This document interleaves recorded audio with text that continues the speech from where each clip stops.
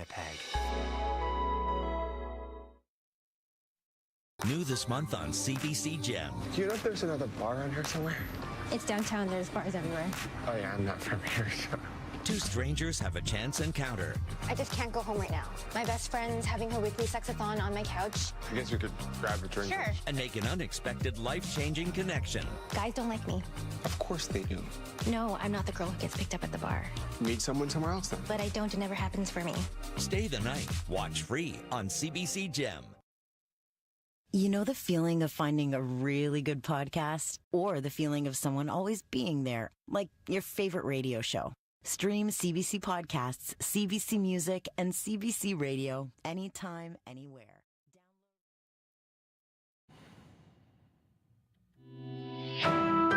This is CBC News. At 12 o'clock, we're at 5 degrees with rainy skies over downtown Winnipeg. Good afternoon, I'm Matt Humphrey. Winnipeg police say an emergency situation at the University of Manitoba is now over, but classes were cancelled and students and staff told to shelter in place. The CBC's Megan Kitchison has more from campus. The emergency on campus has concluded. Regular business can resume. That's the announcement over the campus loudspeaker at about 10:30 this morning. But for hours, police were inside searching the halls and tunnels in the Allen and Parker buildings. Police say there was a report of a man inside armed with a knife around 6:30. Mikhail Precourt arrived for his first period lab when he was told by police he had to leave. He says it's not what he was expecting on a Tuesday morning. Definitely not. Definitely interesting. I mean, I hope nobody gets hurt, but I'm definitely happy that my lab is canceled. Just not the way I would want it to be canceled. After several hours, the K-9 unit, tactical support unit, and other police left. According to police, they say no man was found in the building or on campus, and the major crimes unit is interviewing the people who made the initial reports to police. Megan Kitchison, CBC News, Winnipeg. A snowy blast is set to turn much of the province into a winter wonderland, and the province is warning to be careful on roads and highways. Manitoba Transportation and Infrastructure says it's ready with 340 truck plows, de-icing equipment, and graders. The equipment operates with flashing blue warning lights, and drivers should stay well back of snow removal crews. Also, drivers should not try to pass snow plows at any time, and you're advised to check highway conditions at Manitoba 511. Winnipeg City Councillors are debating a package of zoning changes meant to boost housing construction around shopping malls. The mayor says the changes will increase housing supply, but some councillors question whether it'll make housing more affordable. The CBC's Cameron McLean has your details. City Council called a special meeting today for a hearing on zoning changes around malls and commercial corridors. The changes would allow as-of-right construction of new housing, meaning developers wouldn't need to go through a public hearing. As part of a series of zoning changes the city agreed to make in exchange for more than $120 million from the federal government. The city expects all the changes to lead to 14,000 new units built over the next 3 years. But Transcona Councillor Russ Wyatt questioned whether the changes will lead to more affordable housing. He pointed out denser, walkable neighborhoods like Osborne Village and Waverly West have seen housing prices increase. Property Director Hazel Boris told councillors prices will go down as more housing is built. Cameron McLean, CBC News, Winnipeg. A 21-year-old Winnipeg man has been arrested in connection with the stabbing death of a 23-year-old man on November 8th. Jamal Ellie Preston Miles was found with life-threatening injuries along Alexander Avenue. He was pronounced dead in hospital. Yesterday, Noston William Beardy was arrested at the Winnipeg Remand Centre, where he was being held on an unrelated matter. Beardy is now charged with second-degree murder. Turning to the war in Eastern Europe, the Kremlin says Ukraine fired 6 American-made longer-range missiles at Russian territory. This marks Kyiv's first use of the weapons deep inside Russia since the war began 1,000 days ago. Ukraine's President Volodymyr Zelensky declined to provide details about the attack. But he says now that Kyiv has long-range capabilities, it will use all of them. In response, Russian President Vladimir Putin lowered his military's threshold for a nuclear strike. The developments mark a worrying escalation in the conflict that has repeatedly ratcheted up international tensions. Meanwhile, Germany's defense minister says the severing of 2 telecom cables under the Baltic Sea amounts to sabotage. Niemand glaubt, dass diese Kabel aus Versehen durchtrennt worden sind. That's Boris Pistorius saying no one believes the fiber optic cables were cut by accident or damaged by ships' anchors. The cables run between Germany, Sweden, Finland, and Lithuania. It's still unclear what caused the damage early on Monday, but it comes amid rising tensions with Russia and concerns about sabotage of European infrastructure. Canada's inflation rate took a surprising jump last month. Statistics Canada says it moved up 2% from 1.6 in September. Gasoline was the main factor, along with rent and grocery prices. Most analysts agree this will keep the Bank of Canada moving forward with its plan to continue cutting interest rates. The central bank's final setting of the year is set for next month. In Manitoba, inflation rose to 1.1% in October from 0.8 the month before. And finally, celebrating the Grey Cup. Let's go Argos! Let's go Argos! That's the sound of Toronto Argonaut fans reveling in Sunday's Grey Cup victory. Fans packed Maple Leaf Square in downtown Toronto for the club's victory celebration. The Argos beat the Winnipeg Blue Bombers 41-24 in the 111th Grey Cup. That happened in Vancouver. The victory was the franchise's 19th Grey Cup. The Argos now have more than any other in league history. Looking at the forecast in Winnipeg, very rainy today, a high around +2 and windy, and we could see that rain turn to snow tonight. Brandon a low of +1 with rain and clouds. We could see snow tonight as well. Dauphin, snowy, a high around 0. Flin Flon, a high of -4 and snowy. Thompson, snowy and windy in Thompson, a low of +1. And on the bay in Churchill, you have a chance of flurries with a high around 0.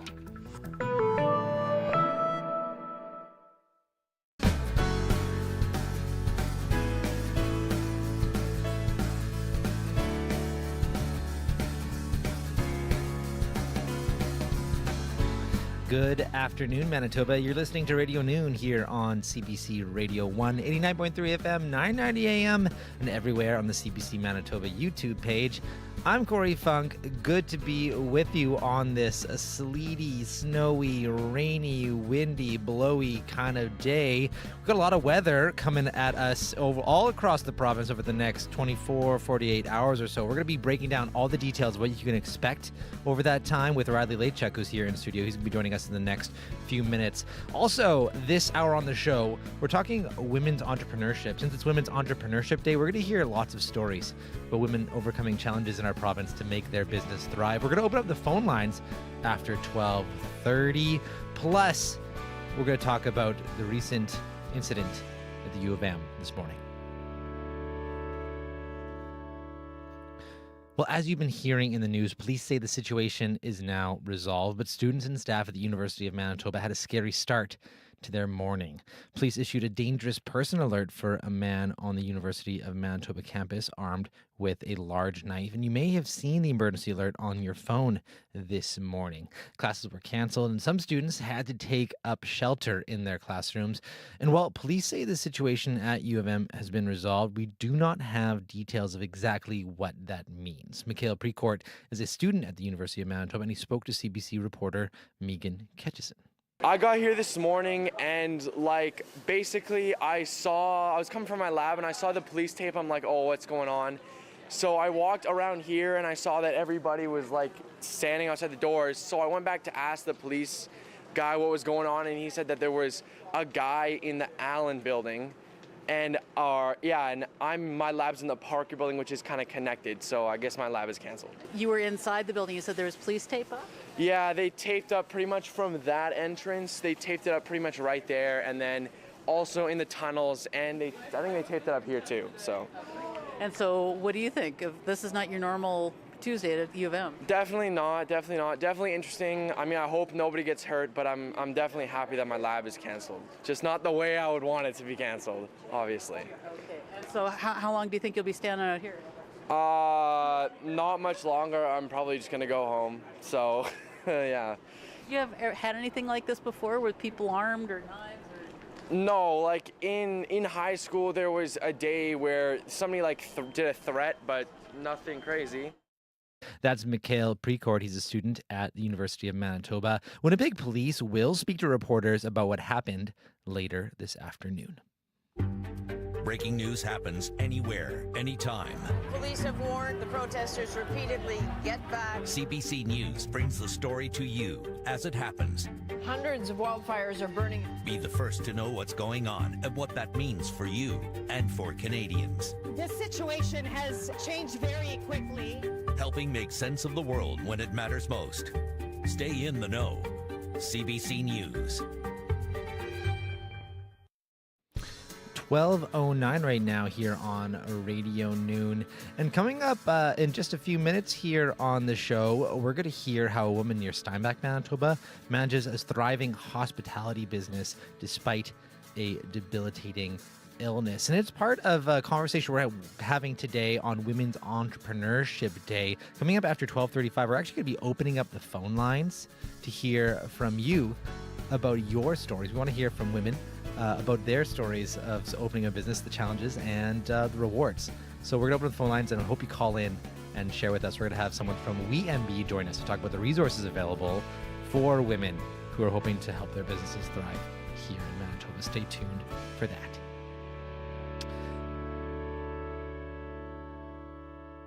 Right now, though, we do want to get some more details on what we can expect across the province, because it's a whole mix of weather happening depending where you are in the province. And to help us break it down, we've got Riley Lachuk, our weather specialist and climate change reporter. Hi there, Riley. Busy afternoon ahead. Yes. It's been a busy day already. As expected, we did start the day with some rain here in Winnipeg, with that rain starting to transition in the west over to some snow. So I'll start with the watches and mornings. Not a lot of change from yesterday. The Winnipeg City of Winnipeg, the Red River Valley, the Southern Interlake into the Pembina Valley under a special weather statement. That winter storm warning through Westman, the Parkland region into northwestern Manitoba still stands, as does the snowfall warning in the Thompson region. Right now, yes, predominantly as expected, a rain event for Winnipeg and for the Red River Valley. We've seen some of that rain starting on and off to the tune already of about 10 millimeters in some places south of the city from just some of the numbers that I checked before I came on the air here. And we have started to see, as expected, that transition over to snow in parts of Westman. So it's still raining in Brandon right now, but just to the east through Carberry into the Austin region, McGregor, starting to see that transition over to some snow, as are the higher elevations through the Duck and the Riding Mountains. I was actually just looking at some of the 511 cameras, and we are starting to see some of the evidence of that snow on highways, on Highway number 1 in particular, in the Carberry area toward Austin, partly snow covered. And you can see on some of those traffic cameras that we are starting to see some of that snow falling. As expected, through the afternoon hours, this does transition over to snow west to east across the province this afternoon. Right now, temperatures, for example, 2 degrees in Brandon. In Winnipeg, we're at about 4.5-ish right now. And Morden, Melita, both at 1, where we're starting to see that transition over to snow, which continues as we get through the afternoon hours here. I think by 2:30, the Brandon region will be for sure into the snow by then, and that rain snow line makes its way a little bit further east into the Portage La Prairie area through the afternoon. Winnipeg, I have our temperature going down to the freezing mark by the time we hit the supper hour. So I think by the time we get to 5-6 o'clock, we'll start to see a little bit of wet snow mixing in with some of this rain, and certainly as we get through the overnight hours, mixing into more of a snow event, which we'll see through the overnight hours. I will talk rainfall totals, snowfall totals, and maybe when we can see some sunshine when I come back. Ooh, I'm looking forward to the sunshine. Okay. I hope. Yes. Thank you very much, Riley. You're welcome. That's Riley Lachuk. He's going to join us after 12:30 with some more details on what you can expect ahead. And it is that time of year when some drivers have switched over to winter tires, and others are wondering, though, maybe can I get away with maybe not making the switch? CBC's Andrew Lupton went up to talk to some mechanics in London, Ontario, and here's what they had to say about whether or not buying snow tires is something you should let slip this season. I'm Doug Box from Maple City Tire. We're seeing people not buying necessarily winter tires. There's a new segment of tires called an all-weather tire, we're seeing some people switching to that. And sometimes they're older, retired people that don't want to go through the hassle of changing their tires on and off and or storing them. So it's a softer compound tire. You see less wear on them through the summertime, but they are rated that they can get their insurance form from them. And they're a good tire. As I say, they're a little bit softer, and that makes a huge difference on a cold road stopping with your stopping distance. You can't beat a snow tire just from the compounds and the tread design. Well, the analogy I use to say is if you look at a hockey puck, how hard it is, and that would be like the compound of the rubber compared to a sponge puck. If you were to roll that across like pure ice, the puck would go forever. A sponge puck would slow down. The 7-and-7 rule is 7 days of the weather, or the road temperatures being 7 degrees. That's when you should put your snows on. Your cheapest snow tire is still better than your best all season. So my name is Muda, and we are here at Grizzly Auto Center. How have customers changed in recent years to their approach to buying snow tires? Just with, we're kind of getting milder weather. Does it change the decisions that you're seeing they making? So from what I see, there is almost like 3 types of customers when it comes to snow tires and tires in general. There's the ones that will buy the snow tires, store them until time comes. And then there's the ones that come and then just install them and just wait for the snow to come. And the last ones, they just are waiting for the snow to come and then they put the tires on. Snow tires are necessary, and you're putting your life on risk, and especially if you have a family with you, then you're doubling up the risk that you might slip in the winter, black ice, all the conditions that may put your life in danger. So absolutely, winter tires are necessary, and I think they should be enforced by law. That's CBC's Andrew Lupton speaking with some mechanics in London, Ontario about winter tires.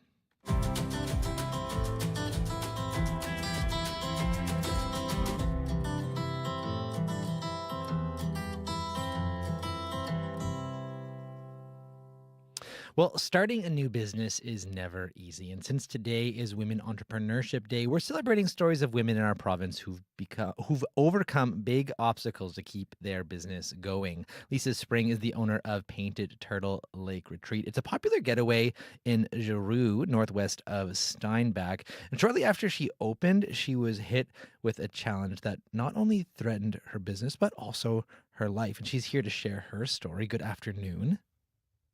Hi, Corey. Thanks for having me. So tell us what happened to you that was such a huge challenge.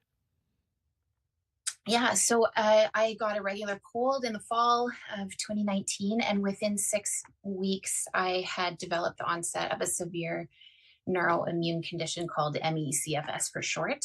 And within 6 weeks, I was bedbound, and I spent most of the next couple of years unable to speak more than a whisper and unable to eat solid food. And yeah, it's been a long journey since then.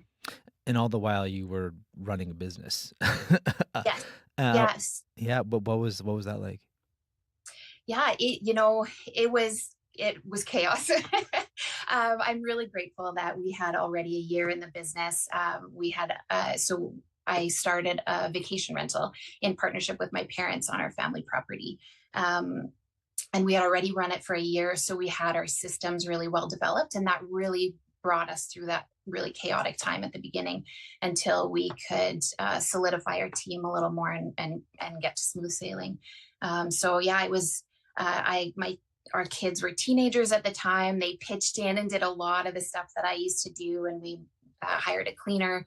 Our cleaner's name is Kathleen. She's amazing. I'm super grateful for her. She loves the place just as much as I do. Yeah, but it really felt like we just barely survived through that time. Mm-hmm. And we had a high standard of hospitality for our guests, and we just barely managed to keep that going. And it really was a community effort. Well, I imagine a lot of entrepreneurs, they might not be able to obviously identify with the whole illness part of things, but I think they can obviously identify with the, hanging on by the skin of their teeth thing. But I also know what makes a good entrepreneur is someone who, can take a challenge, but then flip it around and almost turn it into a bit of an advantage. That kind of seems like what you did here. Can you kind of tell me a little bit how, your illness kind of forced you to think about the way you run your business more and more efficiently?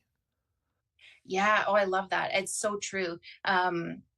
entrepreneurs are such like resilient and creative people. So my illness really, like, it's painful. There's a lot of loss. There's a lot of isolation with this illness.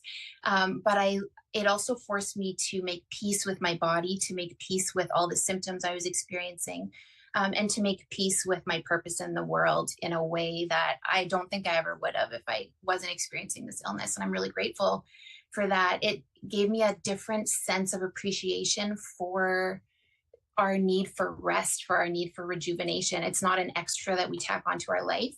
It's something, actually, it's a gift, it's a blessing, and it's something that that brings a lot of joy into our life if we can actually just claim that need to slow down and rest.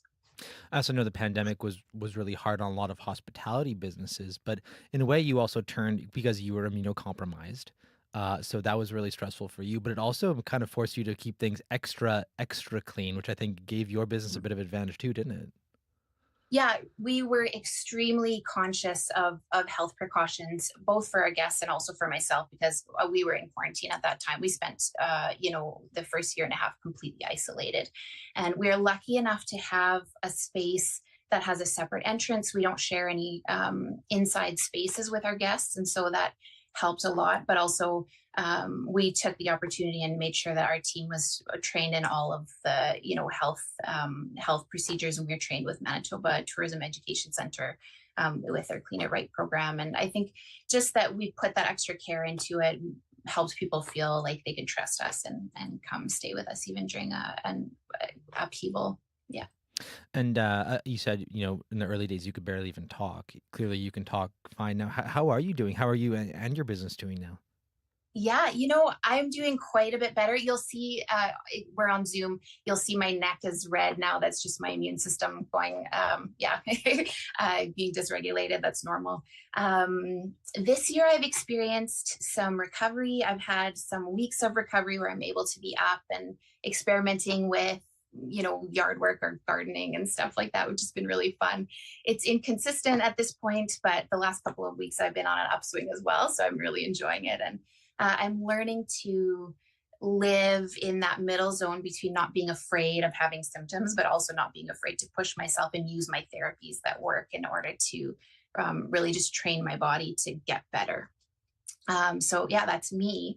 And our business, it's going well. We love our guests. I'm so motivated by the guests coming on our yard, and I'm lucky not to be so isolated with this illness because I have guests coming here, and we have a really strong core of return guests, and we love them. Yeah. Well, I was even looking on Airbnb, and it says you're in the top 1% of hosts, and I think even there was like a little map that they released, Airbnb Canada, of like the most hospitable people according to ratings in every province, and there, sure enough, on Manitoba was your name. That's quite something. That was such a huge blessing because we were voted Manitoba's most hospitable host for their inaugural kind of vote was in 2021. And that was just when we were coming out of the hairiest time. And I felt like we had our automations on point at that point. But, it's hard to be confident when there's so much chaos happening behind the scenes. And then we were voted Manitoba's most hospitable host that year. And it was just like, it was a real gift. And so we've maintained that in 2023 as well. It goes to show, hey, I mean, when you go to a business's website or something like that, things are kind of shiny, but there's always a bit of chaos behind the scenes, isn't there? Yeah, and I mean, that's part of the magic of it too. Like you said before, it's like you face the challenge and you use it as motivation instead of as a block, as a wall. Mm-hmm. And before I let you go here, we're throughout the rest of the afternoon, actually, we're going to be talking a lot about women's entrepreneurship and hearing people's stories. But I want to hear what's your advice for women who are looking to get into business or even hoping to bring their business to the next level. What have you learned? Yeah, dream big and don't be afraid to start small. Our dreams, I think, are that fuel that allow us to keep moving in during obstacles. And even if like my dream definitely didn't turn out the way I expected, but being able to dream big, I think gave me the openness to take challenges as they come. And we started small. We started as a hobby, as an experiment, and it turned into something that allowed us to maintain our home when I became ill and lost my career. So starting small gave us that platform to keep learning and keep growing in order to be able to take on those challenges. And I also learned not to be afraid to ask for help. And obviously other people can't do everything for me, but it's amazing what little goes a long way, and how asking for help just builds a community of like-minded people, or people who kind of get what you're going for and want to go along for the ride. And there's that reciprocity too. Yeah, it's a bit of a team sport, entrepreneurship, isn't it? Absolutely. Well, Lisa, thank you so much for joining us this afternoon, and all the best as winter kind of settles in. How are things looking where you are weather-wise right now? It's wet. Yeah. Yeah. I just want to add one other thing. We always like to be grateful and acknowledge the fact that we're on Treaty 1 territory. And so, we honor the land. This land has really saved me through a few really difficult years. And so we want to honor the land, and also the nations who are here before us and who teach us to live in reciprocity with it. Appreciate that. Thank you so much for your time, Lisa. All the best. Thank you. That's Lisa Spring. She's the owner of Painted Turtle Lake Retreat in Giroux, Manitoba. That's just kind of northeast of Steinbach. Coming up at 12:30, we're actually going to keep this conversation going. We're going to be opening up the phone lines. So if you're a woman with your own compelling business story here in Manitoba, or even you want to shout out a woman whose business is thriving, give us a call after 12:30. We're going to be opening up the phone lines. That number, if you do want to call, write this down, and then you can call it after 12:30, 204-780-0893. That's 204-780-0893. In the meantime, though, we do want to play some music for you as we kind of settle into this pretty gnarly weather out there. Hopefully kind of keeps you a little bit more in a lighter mood. Folk trio The Good Lovelies are bringing their vocal harmonies to Winnipeg this week. They'll be playing at the West End Cultural Centre tomorrow evening at 8. And from their 2023 album, We Will Never Be the Same, here's The Good Lovelies with Young at Heart.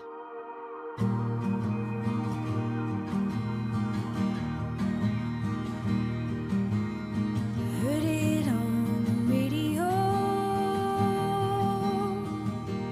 There's a show downtown. Do you wanna go?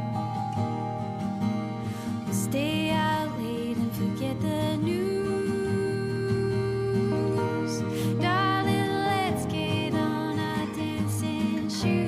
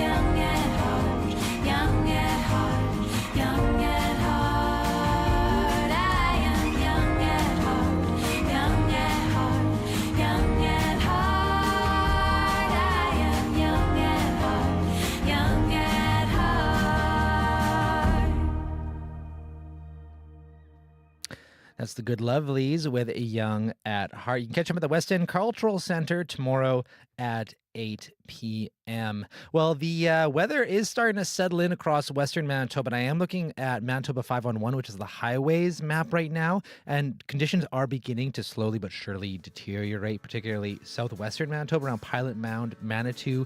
Those highways are being reported as covered, as well around Carberry. I'm seeing poor visibility as well as being reported there as well. So just be careful if you're hitting the highways. Stay tuned. We're talking about women entrepreneurship coming up. We want you to share your stories in our call-in conversation. That's coming up after your CBC Winnipeg News.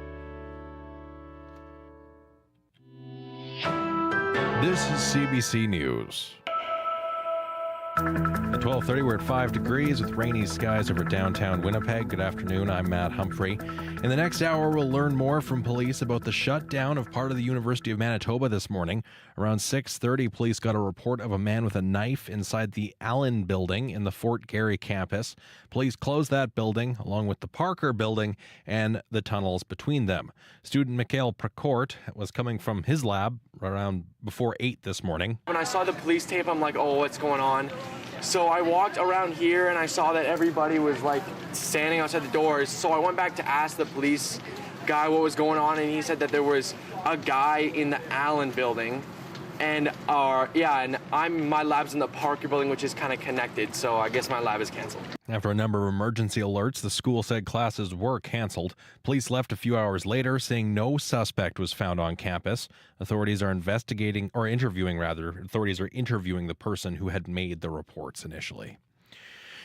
The trial is underway in Minnesota for 2 men accused of helping smuggle people across the Manitoba-U.S. border, including a family of 4 who froze to death in early 2022 while trying to walk across. So far, witnesses have testified about brutal cold at the time. A meteorologist told the trial there was blowing snow and wind chill values below -30 on the day one of the accused was arrested. The trial also heard from a gas plant worker who had come across one of the accused's van, which was stuck in the ditch, saying it was obvious the weather was not good for traveling at the time. Both of the men accused have pleaded not guilty. And today marks 1,000 days since Russia launched its full-scale invasion of Ukraine. More than 12,000 Ukrainians have died, and millions more have been driven from their homes. Today's grim anniversary follows a watered-down declaration issued this week by the leaders meeting at the G20 summit. Karina Roman explains. I would have wanted to say things a lot stronger than in that communique, and I know a lot of my colleagues from G7 and advanced economies would have wanted that too. Justin Trudeau says the language on the war in Ukraine in this year's G20 declaration does not reflect Canada's view that Russia is an illegal aggressor. But the G20 is a collection of a whole bunch of different perspectives from around the world. Trudeau says he supports U.S. President Joe Biden's decision to allow Ukraine to use American-supplied missiles to strike deeper into Russia. But he declined to speculate on what other nations will do if Donald Trump stops the U.S.'s financial and military support of Ukraine. Previously, Trudeau warned that there is no way all the allies in the world could make up for a withdrawal of U.S. support.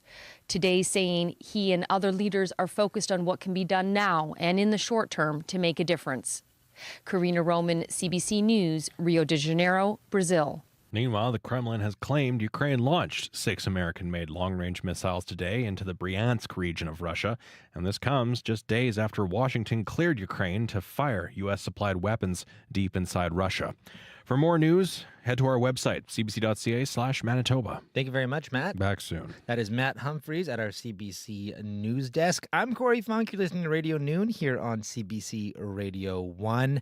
And we also have with us here in the studio Riley Lachuk with a look at the very weathery weather. I don't even know how to say it because there's just so much weather going on. The phrase I was using yesterday is that we're, especially in parts of the west and into northwestern Manitoba, we're not just easing into winter. No. We're kind of crashing into I feel winter. like we're just witnessing the transition from fall to winter within the course of 24 hours. Like I would even say in the next 6 hours in Winnipeg. Yep. Really, we are looking at showers continuing this afternoon. Some light rain in Winnipeg at the moment. Some heavier pockets even. So, yeah, bit of a rainy afternoon ahead. That transition that I was talking about earlier in the program already starting in the west. So Brandon itself still, for the most part, seeing mostly rain right now. But outside of Brandon, and especially north and northwest of the city of Brandon into that Riding Mountain region, looking at that transition to snow happening, and along that Trans-Canada corridor, some of that transition over to snow happening already. And that does continue as we get through the afternoon hours today. And even with the temperatures that we're seeing really right around the 0 mark, especially the further west you go, we could even see some of those transitions bobbing back and forth between rain and snow through the afternoon. We really don't start to see this as a more of a steady snow till we get into the later afternoon and into the early evening for Winnipeg. I've got Winnipeg transitioning to some wet snow starting around the supper hour tonight. Still mixing in with some rain because we'll see temperatures just above the 0 mark as we head into the early evening. And as temperatures dip below 0 into the evening hours tonight, that's when we see that transition to snow in Winnipeg. And we get a snow event overnight, tapering off through the day. So tomorrow, still seeing some light snow even into the afternoon hours before we see that tapering off. And we get back to a mainly cloudy sky for Thursday. But we will see some sunny breaks through the western part of the province as we get through the day on Thursday. I'm hopeful that even here in Winnipeg Thursday, we might see a couple hints of sunshine, but predominantly cloudy as we get through the day on Thursday. Couple other things to talk about. First, I'll talk about snowfall accumulation forecasts. Right now, still looking at that general 10 to 20 centimeters in western Manitoba, with pockets of 20, even 30 plus in the Duck, the Riding Mountains, and into the Flin Flon area. In Winnipeg, I'm still shooting for that 2 to 4 centimeter range, more like 1 to 2 for Gimli. This is mostly a rain event for the Red River Valley and East. So looking by the time we get to lunchtime Thursday, a general 15 to 25 millimeters of rain, some pockets of higher accumulation possible as we get into southeastern Manitoba throughout the day, into the day on Wednesday. The other piece of this that is really going to throw a curveball into all of this is going to be the winds. With the winds, as we get through the day today, picking up northwest 20 gusting 40 in Winnipeg. By the morning, 20 gusting 40 in Winnipeg, but more like 50 gusting 70 plus in the Brandon region into the Parkland region. So you know what this is going to do with all of that fresh snow that we've seen, the winds picking all that up.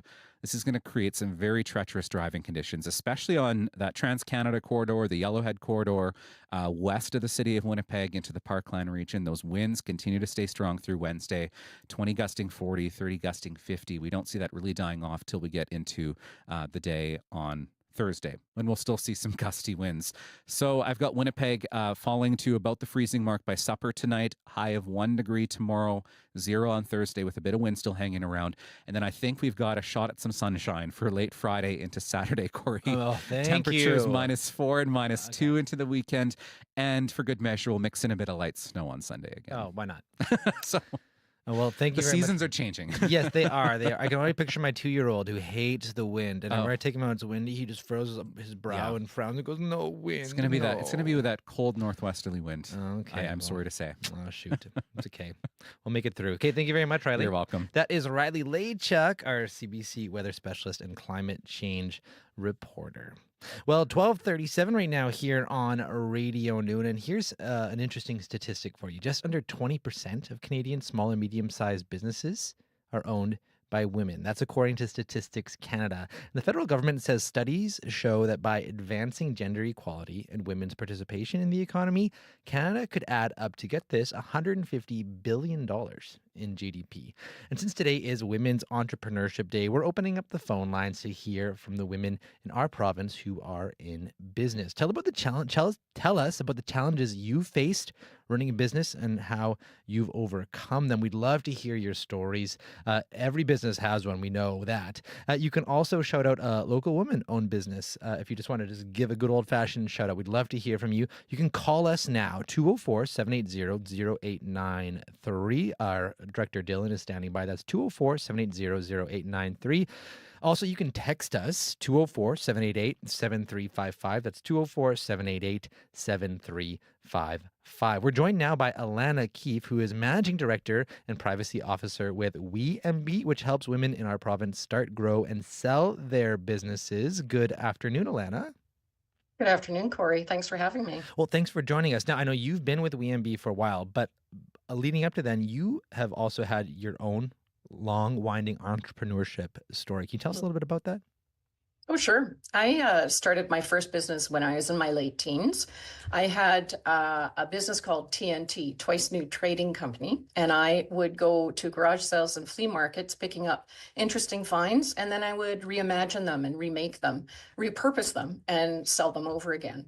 Successful business. I did that for about 3 years, and then in my early 20s, I approached an existing gallery owner and on Academy Road, and I ended up operating a gallery and picture frame shop for 3 years. It was a sort of a gentleman's agreement. It was the original owner, and I made the proposition to grow the business. We didn't have a contract. We didn't have an official partnership agreement. And within the 3 years, that individual ended up selling my business, our business, without my knowledge or consent. So an instant learning curve about what to do and not to do when you're in business. Yeah, oh, certainly. Oh, man. And so, I mean, this sounds like a lot of zigging and zagging. How common is that with you from other women that you hear about these like kind of forced zigs and zags throughout their career? It's not just kind of like I started a business, I built it, I sold it, I retired. For many women, I imagine. Yeah, no, I think that the massaging of an idea, what you might start with might not be what you end with. I think even Lisa, who you were talking to earlier, spoke a little bit about that. You start small, you make a few twists and turns, and you end up somewhere where you might be a little bit unexpected. But we find with many of the women who come through the center, if they're open, if they're curious, and if they keep their mind tuned to what the opportunities are, it can sometimes shift, and that navigation and being able to shift is really, really important, because sometimes the grounding idea or the founding idea isn't the idea that launches your greatest success. And you have to be curious and open to it. I imagine so. The statistic I started this interview with: 20% of women own are of Canadian small and medium sized businesses in Canada are owned by women. What are the challenges standing in the way of women, getting to 50%? It's an excellent question. I'm not surprised by that statistic. It's something that we're familiar with and that we're working on. WMB has been here for 30 years, so we've really seen an arc of growth for women-owned and partnered businesses. So partnered being that you can be in business with a man if you're coming to our center. It's more the idea that I think oftentimes women are coming to business a little later in their careers. They've either had families and they're coming back into the workforce, want to be self-employed and are considering those opportunities.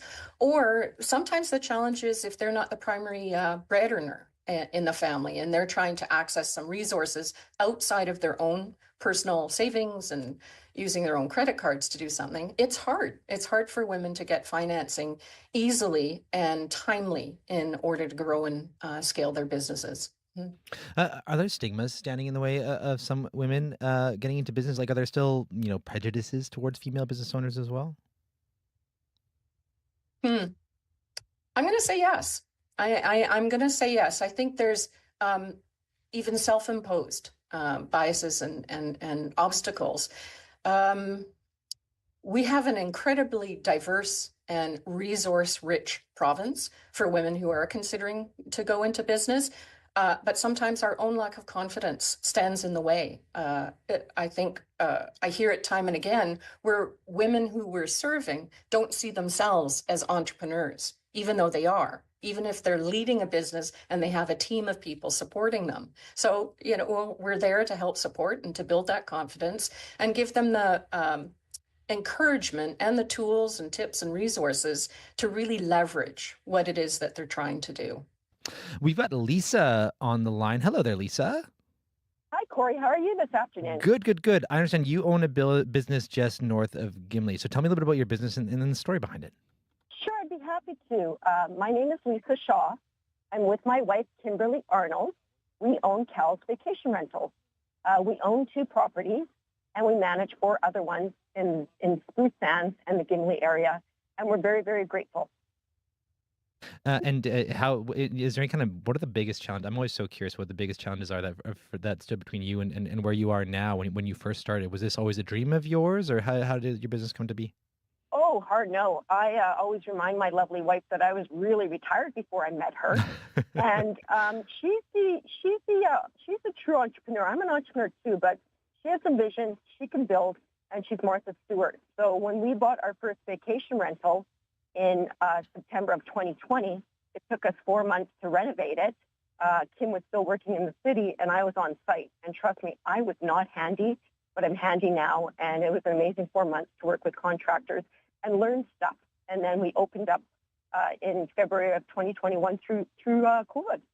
That must be one of the joys, is all the things that you never thought you'd learn, hey? Oh yeah, I was more in a suit and not a pair of boots. And a couple of years ago, if you would have told me what a sawzall was, I probably wouldn't have known what it is. But I'm handy now, and it's a real accomplishment. And you know, my specialty is dump runs, and I pretty well lift every piece of wood at least 7 times during renos. Amazing. Well, Lisa, thanks for calling in and sharing the story behind your business. That's awesome. Good luck. Thank you. Appreciate it. Thank you very much, Lisa. And Alana, I mean, this must be these kind of like unexpected stories. Do you get those pretty often? That people are like, I didn't think I was a business person, and all of a sudden, here I am. We get them all the time, and oftentimes the surprise at how successful they've become. It's a really remarkable environment to be in, and it's always changing. One of my colleagues calls it that roller coaster ride of entrepreneurship. There's ups in equal measure as well as downs, but when you've got the passion for something that you're committed to and you're an expert at, there's no reason why you shouldn't pursue it. We've also got Leanne on the line here, and I love the name of her business, Must Have Pockets, because that's also a motto of mine pretty much with anything that I buy. Hi there, Leanne. Hi. Hi. Tell me about your business and the story behind it. I am a brick and mortar store in Winnipeg, and I've been open about 14 months. So I'm actually open right now. I have a customer kind of right in front of me, but that's okay. And ultimately, I opened the store for women who were finding difficulty in the malls and just for looking for things that they felt appropriate in. So, and Women's Enterprise Center helped me with that. And I'm very grateful for Alana and her team and the support that they've given me. That's huge. Tell me a little bit about that niche that you felt. You said women having difficulty in the malls. Can you tell me a little bit about that? Yeah, ultimately, I found that I had crested over into that plus 40. I went into the malls. I felt like everything was either a younger kind of fast fashion feel or a much older feel than what I was looking for. I was really just looking for something with more simplicity, with maybe a generous fit, because I was dealing with going through perimenopause at the time and still am. And a lot of my customers do. And so we're really just looking for comfort, that style and functionality, and getting more out of our clothes. And so I feel like I've done a good job of capturing that for my customer. It's one thing to identify that niche right for yourself and then take that leap to turn it into a business. How scary was it to be like, you know what, I like, this is a thing that I'm going to now make that happen. What was that like for you? Terrifying. Truly. Yeah. But you know what? It was lovely. It was people like the Women's Enterprise Center team that really made it palatable. Like, I went through their business class. I have a lot of experience in retail, so that really helped too. But I had told myself, and this is something I've kept with myself as I've opened the business, is I always said, like, take the next step until somebody says no, and no one said no. And I really wish I would have taken that philosophy in my younger years, because I just always felt like, oh, they're going to say no, but I never asked the question. And so this came up, and I just told myself that in order to move forward, I need to be able to, just take the next step. And before, I would just never take the next step because I assumed someone was going to say no, but they didn't actually. That's some really sage advice. And before I let you go here, how satisfying is it now that you've got your business up and running, your brick and mortar shop, to be kind of filling that niche every day? Like, what are you hearing from customers who, maybe had the same problem that they didn't have an answer for maybe, before you started your business? It has been the most satisfying and fulfilling. Like, I have the most loyal and lovely customers. Alana is one of them, and she is so supportive, as well as a few other people from the Women's Enterprise team who have come into the store and enjoyed it. And I think it's one of those things when people come into the store, they understand, like, the minute I start helping them, they understand the purpose here, because I'm also a very or a service-driven store. And so I want to help you. I want to find the right things. I want to challenge you with your style and help you out of your style rut. And I think women are used to going into the mall kind of being ignored or not being taken care of. And so then they come into this environment and they're just like, thank you so much, Leanne, for helping me out and really pointing me in the right direction. And so they're finding it refreshing to actually find someone who can identify with them, who also can challenge them a little bit. And it's a safe space for them to be here and shop. Leanne, thanks for sharing your story. Really appreciate it. Thank you so much. Alana, I mean, you're a customer, but also you're, as we just heard, but you also heard, your organization also helped Leanne. And this is like a very women-specific story too, right? Like, would resources, like, would there be resources for Leanne if it weren't for what you guys offer up? You know what, there are avenues, other entrepreneurial sector partners who can help women start their businesses. The World Trade Center, the Community Futures organizations, CIDEM in rural Manitoba. And you can lean into your professional services people if you are connected to a traditional lending institution or a lawyer. What's really good about the services that we offer is we provide a very specific approach when working with women. And we call it a gender lens is applied to how we train, how we build community with women who come through the center. And that's a piece of the puzzle. I think everyone is speaking to it, that when you have a strong network and a strong community that is behind you and supporting you, you can reach out. And don't hesitate to reach out to those folks who have a vested interest in seeing you succeed. And I'd suggest reach out sooner than later, because there are, as I said, we're rich with resource, and there's someone in our community who can make a difference and help you get out of the rut that you might be in.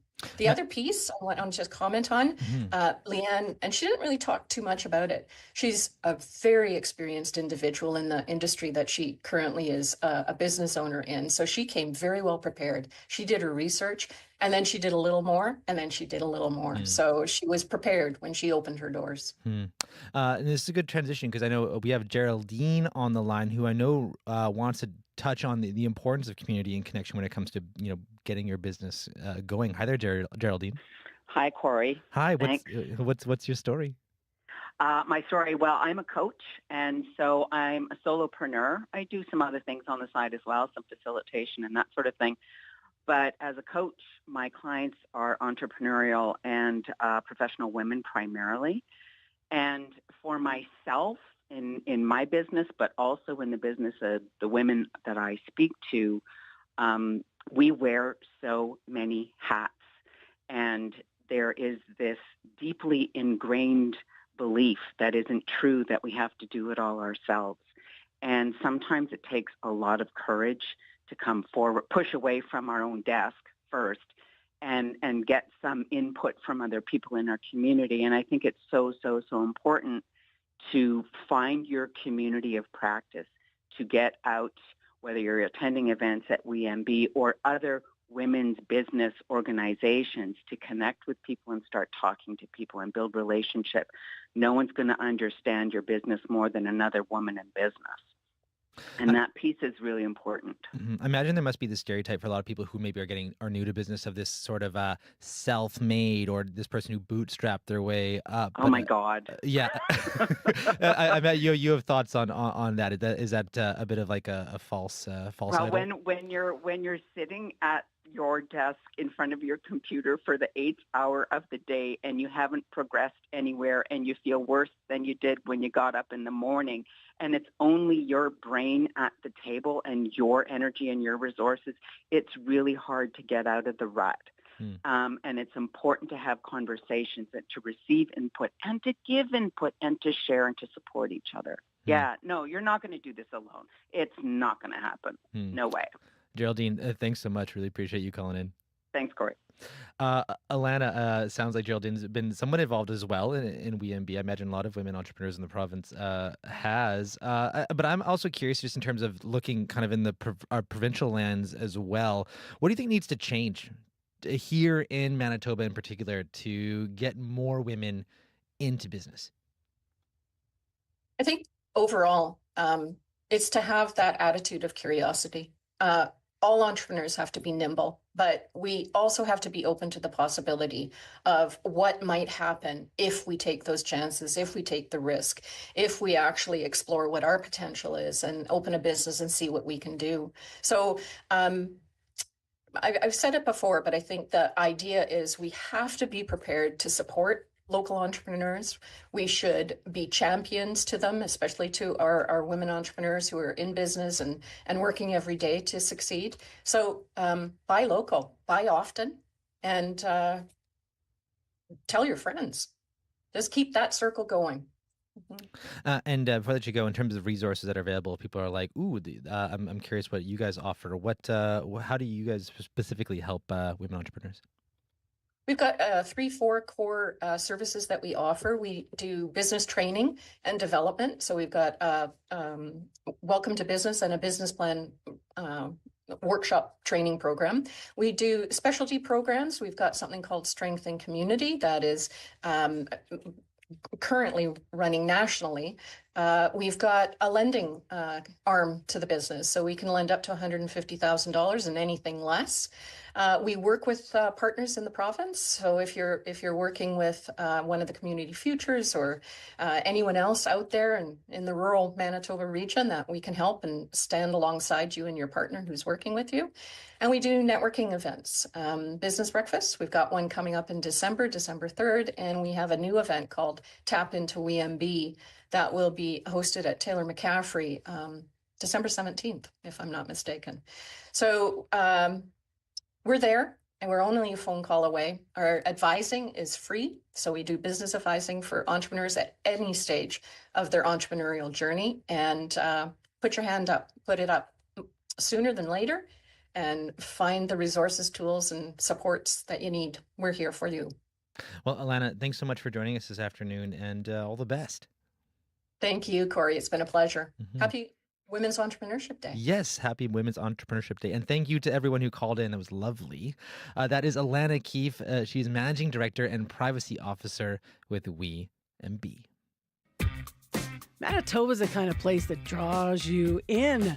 Every day it's growing, it's changing. Just when you think you've got it figured out, though, there's something new to understand. I'm Marcy Marcusa, host of the CBC Daily Podcast. This is Manitoba. I've covered the news from the rail line in Churchill to the border in Emerson, and it's talking about the local stories that help us understand this place. That's what This is Manitoba is all about. Find it on CBC Listen or wherever you get your favorite podcasts. 12:57 right now. It gets so dark early. It always kind of feels like it's always kind of rolling on the cusp of evening, doesn't it? 12:57 right now on Radio Noon, and we are coming up to the end of the show. But from 3 to 6 today, you can tune into Up to Speed for some more lovely local programming. And Emily Brass will be hosting. She's in the studio now to tell us a little bit of what to expect. Hello there, Emily. Hey, Corey. So this week, the RCMP is rolling out body-worn cameras across the country. The force says it's an effort to be more transparent about the police interactions with the public. So we're going to talk with a policing expert to hear more about why the Mounties are taking this step and what influence it might have on their work going ahead. Thank you very much, Emily. Thank you. That is Emily Brass hosting Up to Speed today. Also, stay tuned for much more quality programming in days to come. Of course, the throne speech is today at 1:35, so we're going to be hearing, breaking that down in the programs to come as well. Well, you're listening to Radio Noon, and big thank you to the wonderful folks who helped put together today's show. Marshall Hodgins, Dylan Longhurst, and Kevin Nipatebo. I'm Corey Funk. I'll be with you for the rest of the week, and hope you stay safe out there if you're hitting the highways, because weather is only going to get worse over the next 24 hours. So just be careful if you're out there on the highways. And my grandpa used to say, I'd rather talk with you than about you. You're listening to CBC Radio 1, Unreserved is next.